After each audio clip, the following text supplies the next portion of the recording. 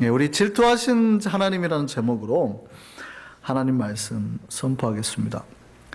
우리 신자는 하나님의 말씀을 품고 거룩하게 살아가는 사람들입니다. 하나님을 자신의 마음속에 모셔서 그 안에 옛사람, 옛날의 내 모습을 버리고 성령의 열매를 맺고 그걸 품고 살아가는 사람들이에요. 무슨 얘기냐면 우리가 예수를 믿으면 옛날에 우리 안에 있던 죄나 거짓이나 어둠이나 미움이나 시기나 질투가 다 사라지고 우리 안에 성령의 열매인 사랑과 희락과 화평과 오래 참음과 자비와 양선과 충성과 온유와 절제의 열매가 맺혀진다는 거예요. 이게 신앙의 가장 기본 아닙니까? 물론 이 열매를 오늘날 칼 들고 쫓아가 가지고 다 잘라버리는 목사님들도 있어서 요즘에 시끄럽긴 한데, 여러분이 안에 옛날에 과거의 것들은 다 버리고 우리 안에 성령의 열매들을 맺고 살아가는 게 그냥 우리가 신앙생활이라고 말하는 거에 가장 기본인 거예요. 갈라디아서 5장 22절 말씀, 23절 말씀 같이 보겠습니다. 오직 성령의 열매는 사랑과 희락과 화평과 오래 참음과 자비와 양선과 충성과 온유와 절제니 이 같은 것을 금지할 법이 없느니라. 우리가 하나님을 믿고 성령님을 모셨다면 우리 안에는 열매가 맺혀져야 되는 거예요. 우리가 하나님을 만났을 때, 하나님을 품었을 때 이런 성령의 열매들이 자연스럽게 맺혀지는 거예요. 이게 어거지로 되는 게 아니라 그냥 성령님을 모시면 자연스럽게 되는 거예요. 그리고 우리가 이렇게 성령의 열매가 맺혀지면 과거에 내가 지었던 죄의 열매들 있죠. 이렇게 자연스럽게 사라져요. 우리가 갈라디아서 5장 22절 23절을 대부분 많이 알죠, 신자들이. 근데 그 앞에 구절은 잘 모르거든요. 근데 갈라디아서 5장 16절에서 21절까지 한번 말씀을, 바로 그 위에 말씀입니다. 같이 한번 보겠습니다. 내가 이르노니 너희는 성령을 따라 행하라. 그리하면 육체의 욕심을 이루지 아니하리라. 육체의 소욕은 성령을 거스리고 성령은 육체를 거스르나니 이 둘이 서로 대적하므로 너희가 원하는 것을 하지 못하게 하려 함이니라. 무슨 얘기냐면 우리가 예수를 믿고 살 때에 성령님을 모시고 성령님 뜻대로 살면 내 마음속에 과거의 죄의 열매는 없어지는 건데, 내가 예수를 믿었다고 해놓고 죄의 열매를 따라 살면 우리 안에 성령님이 주셔야 할 열매는 없어진다는 얘기예요. 이게 서로 싸운다는 얘기죠. 서로 밀어낸다는 얘기죠. 그 다음 말씀입니다. 너희가 만일 성령의 인도하시는 바가 되면 율법 아래 있지 아니하리라. 육체의 일은 분명하니 곧 음행과 더러운 것과 호색과 우상 숭배와 주술과 원수 맺는 것과 분쟁과 시기와 분냄과 당 짓는 것과 분열함과 이단과 투기와 술취함과 방탕함과 또 그와 같은 것들이라. 전에 너희에게 경계한 것 같이 경계하노니 이런 일을 하는 자들은 하나님의 나라를 유업으로 받지 못할 것이요. 이렇게 말했습니다. 우리가 하나님을 만나고 성령님을 우리 속에 모시면 우리 안에 옛날에 죄의 것들, 우상을 섬겼다 할지 아니면 막 서로 원수 맺고 너 죽고 나 죽자 이렇게 싸웠던 거 있잖아요. 이런 걸 할지, 우리 안에 서로 시기하는 것, 우리 안에 미워하는 것, 이런 것들이 사라진다는 거예요. 예수 믿었을 때 나타나는 특징, 저 미웠던 사람을 가졌던 그 감정이 사라진다는 거예요. 그걸 안 가지고 성령의 열매를 크게 거부하고 살면 이제 칼 드는 일이 생기는 거예요. 근데 여기서 우리가 주목해야 될 건 오늘 이 시기라는 단어입니다. 시기. 옛날에 너희가 시기하고 분내고 서로 당짓고 분열하고 싸웠대요. 근데 예수를 믿었더니 그 시기가 사라지더라는 거죠. 이 시기라는 영어 단어가 jealous입니다. jealous. 근데 보세요. 완전하신 하나님을 만나 하나님의 영이 우리 안에 들어오면 우리가 질러싸든 우리가 더 이상 질러싸지 않는 거예요. 우리가 시기하던 우리가 더 이상 시기하지 않는 거예요. 근데 이상하죠. 오늘 우리 설교 제목이 뭐예요? 네, 질투하신 하나님. 이 질투하신 하나님의 영어 단어가 jealous 가십니다. 하나님이 시기하신단 말이죠. 뭔가 이상하죠. 자, 여러분이 만약에 질투하시는 하나님이 우리 안에 들어오면 우리가 질투하는 자가 돼야 되는 거잖아요. 많이 이상한 거 아닙니까? 그러니까 여러분이 성령의 열매를 맺어서 우리가 질투하지 않게 되는 게 정상이에요. 그래서 이 질투하시는 하나님이라는 말은 우리 신자들을 아주 헷갈리게 하는 말입니다. 마치 우리 신학의 예정설처럼 많은 신자들을 낙심하게 만드는 말이에요. 그러니까 예정설이 뭔지 알죠? 그러니까 우리가 하나님 앞에 구원받을 자가 미리 정해졌다.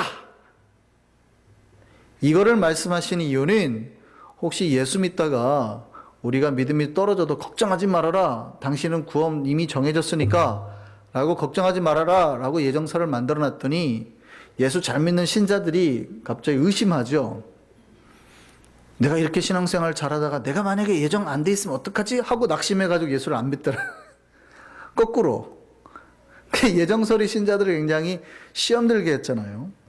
그런 것처럼 질투하시는 하나님이라는 말은 우리를 아주 헷갈리게 만드는 말이에요. 2005년 세계에서 가장 영향력 있는 명사 100인으로 뽑힌 여자가 있습니다.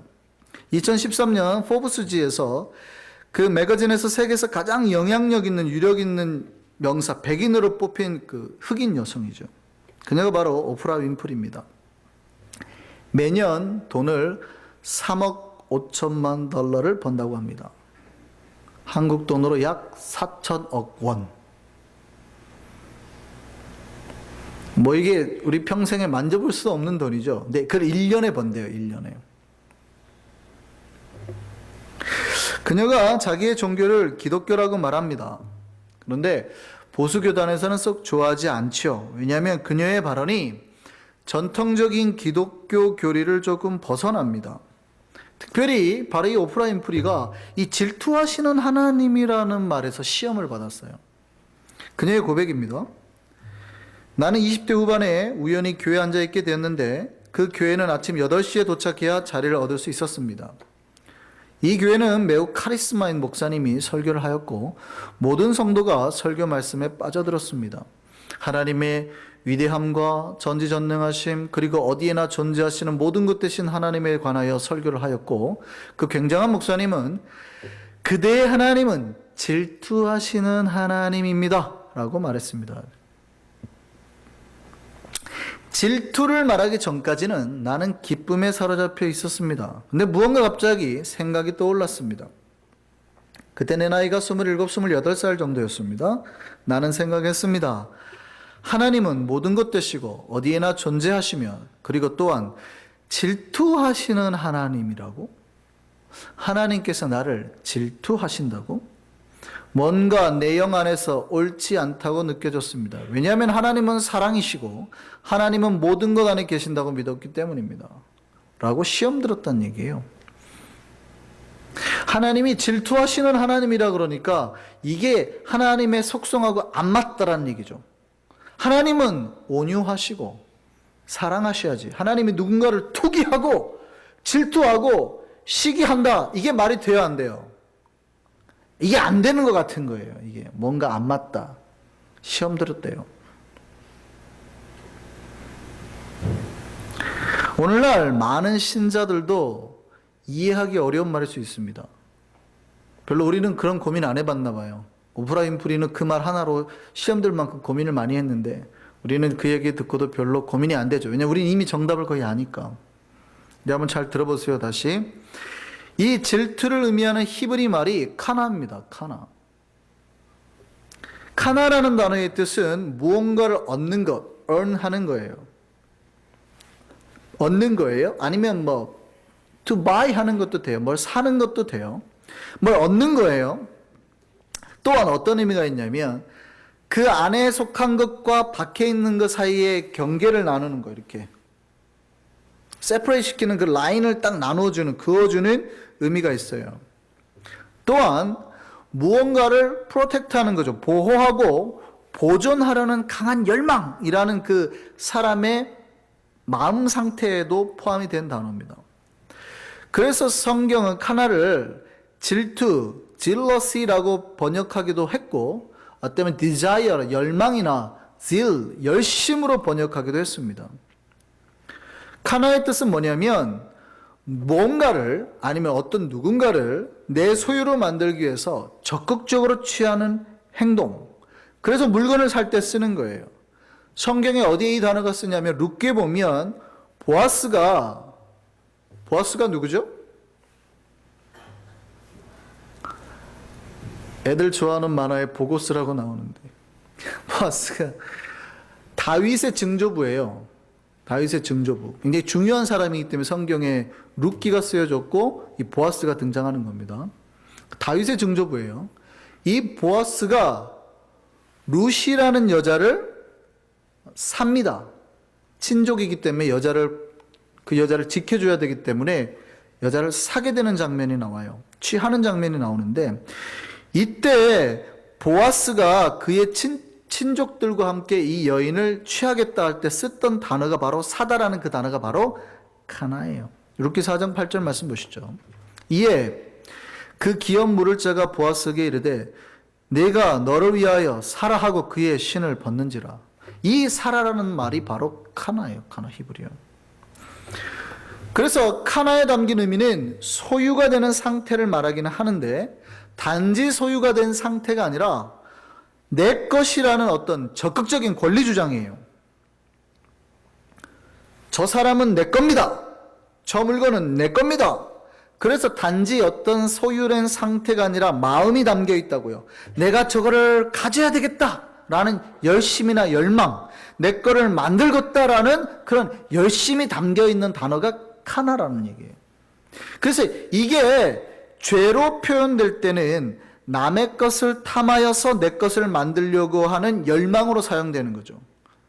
시기, 질투, 내가 가져야 되는데 제가 가졌네. 우리 애가 잘 돼야 되는데 저 집 애가 잘 됐네. 아, 저건 내가 살려고 했는데 제가 샀네. 뭔가, 그죠?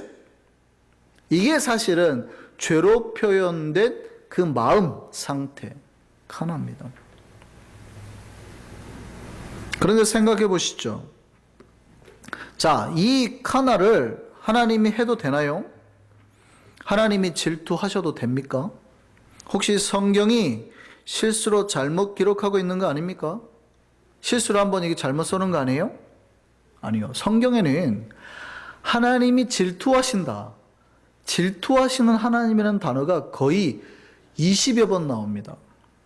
출애굽기 20장 5절 말씀 보시죠. 그것들에게 절하지 말며 그것들을 섬기지 말라. 나, 네 하나님 여호와는 질투하는 하나님인즉, 이렇게 말하죠. 출애굽기 34장 14절입니다. 너는 다른 신에게 절하지 말라. 여호와는 질투라 이름하는 질투의 하나님이니라. 스가랴 8장 2절입니다.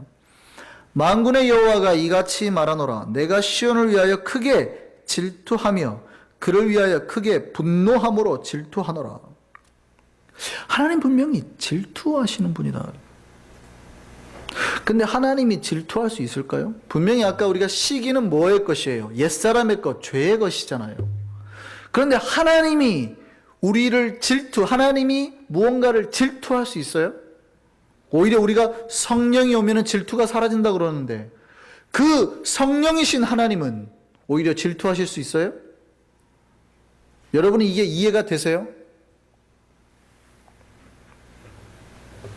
우리가 죄로 사용하는 질투라는 단어는 다른 사람이 소유한 어떠한 재능, 재물에 관한 겁니다. 아까 말씀드렸던 내 친구가 멋진 차를 샀어요? 옆에 사람이 비싼 옷을 사 입었어요? 나는 평생 여행 한번 못 갔는데 쟤는 세계 여행 다 하고 돌아왔어요? 그럴 때 느끼는 감정이에요. 우리 아들은 대학도 못 갔는데 옆집 아들은 하버드 갔어요. 이때 느끼는 감정이거든요. 그러니까 나는 할 수 없는 뭔가를 다른 누군가가 하고 있는 걸 봤을 때 느끼는 감정이에요. 이게 시기 질투거든요. 그런데 하나님이 다른 신이 멋진 옷을 입었다고 열받네. 옆집 아줌마가 성형수술했는데 코가 멋지게 나왔어요. 그걸 보고 부럽네. 빌 게이츠가 돈이 많다고 하나님 야 부럽네 뭐 이러겠어요? 그렇지 않죠. 왜냐하면 세상의 그 어떤 부나 명예라도 하나님을 부럽게 할 수는 없습니다. 왜냐하면 하나님이 언제나 많으시거든요. 하나님이 언제나 더 아름다우시거든요. 하나님이 그런 걸로 질투하시지 않는다는 얘기입니다. 그러면 하나님이 하시는 질투가 뭐예요? 하나님이 하시는 질투는 여기서 말하는 카나는 아까 무슨 뜻이 있다고 그랬어요? 무언가를 열망하는데요. 어떻게 열망해요? 무언가를 지키기 위해서, 무언가를 딱 구별해내기 위해서 딱 벽을 세우는 것처럼 무언가를 지키기 위해서 프로텍트하기 위한 의미가 있다고 그랬죠. 바로 그겁니다. 질투하시는 하나님이라는 뜻은 아무도 내 가족 함부로 건드릴 수 없다라는 아빠의 다짐이에요. Nobody, 아무도 내 사랑하는 딸을 건들 수 없다. 예를 들어서 어떤 범죄자가 자기의 딸을 겁탈하려고 해요. 아빠가 어떻게 할까요? 아빠는 폭력을 싫어하고 아빠는 온유하고 자비하니 그 범죄자한테 어떠한 폭력적인 말이나 행동을 취하지 않습니다. 훌륭한 아빠입니까? 그 아빠는 존경받을 만한 아빠입니까? 온유하잖아요. 우리 아빠는 욕도 안 해요. 범죄자를 보고도 절대 욕도 안 하는 그런 성자의 아빠입니다. 좋습니까?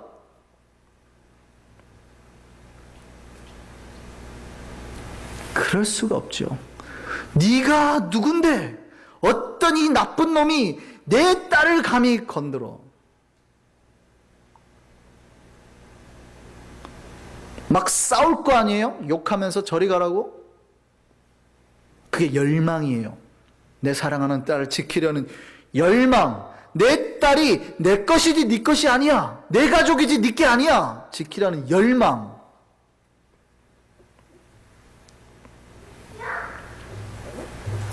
내 사랑하는 울타리에 있는 소중한 이를 지키려는 마음, 그게 가나입니다.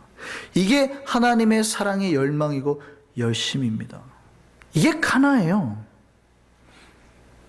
우리는 하나님의 사랑을 가진 사람입니다. 분명히 우리가 성령의 열매인 성령을 맞아들이면 우리 안에 질투라는 감정이 사라집니다. 근데 그 질투는 죄에 대한 질투를 말하는 거예요. 누군가가 뭘 했을 때 배가 아픈 거, 사돈이 땅을 샀더니 배가 아프다, 이런 감정이죠. 이런 감정이 사라진다는 거예요. 옆집 애가 좋은데 대학을 갔는데 갑자기 내 배가 아프다, 이런 감정이 사라진다는 거예요.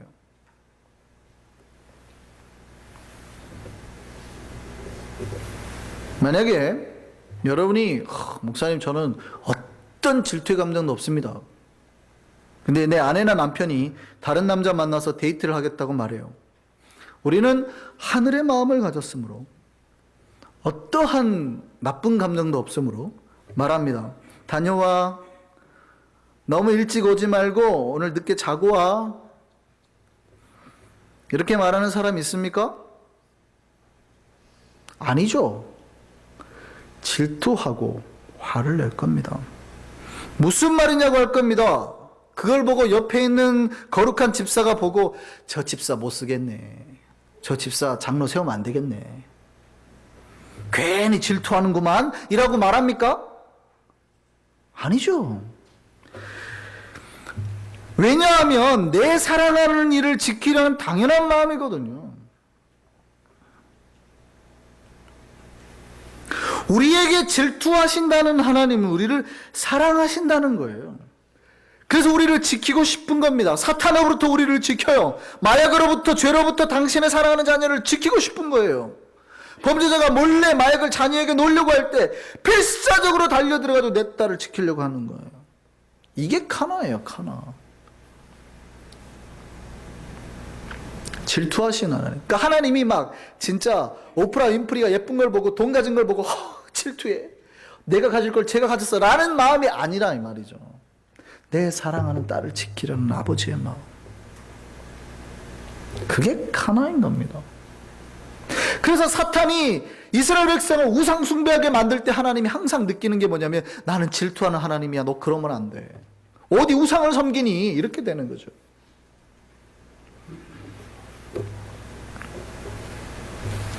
하나님이 우리 인간을 이렇게 사랑하신다는 거예요. 세상 사람들에게 혹은 선사나 사탄에게는 뭐라고 보이냐면 하나님이 마치 질투하는 것처럼 보일 만큼 우리를 사랑하신다는 거예요. 하나님이 저와 여러분을 그렇게 사랑하심을 믿으시기 바랍니다. 하나님이 여러분한테 여러분이 조금이라도 마음이 하나님부터 멀어지면 하나님이 그게 마음이 아프다는 거예요. 하나님이 얼마나 우리를 사랑하셨으면 자기 아들을 십자가에 죽일 만큼 사랑하셨다잖아요. 그럼 이번에 우리가 답해 보시죠. 여러분은 얼마나 하나님을 사랑하십니까? 하나님은 우리를 그렇게 사랑하신대요. 정말 질투할 만큼 사랑하신대요. 여러분은 얼마나 하나님을 사랑하십니까? 옆 사람들이 진짜 질투할 만큼 하나님을 사랑하십니까? 야, 너 너무 심하게 예수 믿는 거 아니야? 와, 난 너처럼 하나님 사랑하네 처음 봤다 라고 말합니까? 아니면 야, 믿으려면 똑바로 믿어라. 주변에서 맨날 나만 보면 야, 신자가 왜 이래? 믿으려면 똑바로 믿어. 아니면 말고 라고 말합니까 혹시? 신앙이라고 말하는 것은 제가 언젠가 말씀드렸죠. 하나님이 우리에게 부어주시는 사랑, 하나님이 우리에게 부어주신 계시에 그대로 반응하는 거예요. 하나님의 100% 사랑에 내가 100% 응답을 했을 때 이게 딱 맞아떨어지는 걸 신앙이라 그래요. 물론 인간은 언제나 하나님의 사랑이 부족합니다. 그건 저도 압니다. 그러나 신앙이라는 건 뭐냐면 그 100% 사랑에 응답하기 위한 거예요. 그래서 예배는 여러분 앉아서 듣는 게 아니라 그랬잖아요. 사실은 제가 꿈꾸는 건 이 의자 다 치우고 싶어요. 예배는 앉아서 드리는 건 아니거든요. 하나님 앞에 여러분이 받은 사랑을 다 표현해내는 거예요. 춤을 추든 무릎을 꿇든 예배는 하나님 앞에 여러분의 사랑, 받은 사랑을 표현해내는 거지. 하나님 뭔가 주는 거 한번 봅시다. 우리 목사님 설교 얼마나 잘하나 봅시다. 성가대 얼마나 찬양 잘하나 봅시다. 이게 아니란 말이죠. 그렇고 팔짱 끼고 앉아 계신 분들은 다 예배 안 드린 거예요. 거꾸로 예배를 받은 거지. 자기가 예배를 받은 거예요. 나를 위해서 노래 잘해봐봐. 목사님 나를 위해서 말 잘해봐봐. 이건 내가 예배를 받은 거지 한 명 한 번도 내가 하나님 앞에 예배를 드리겠다 생각해 본 적이 없는 거예요.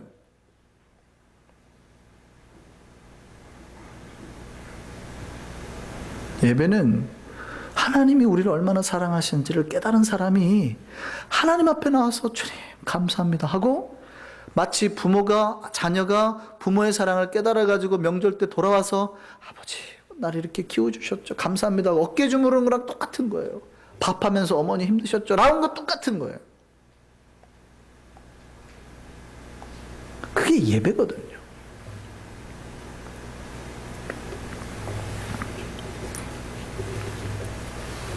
저는 정말 우리 한성의 백성들이 우리를 사랑하시는 하나님의 그 사랑이 우리 마음을 표현하면서 고백하면서 살기를 소망합니다.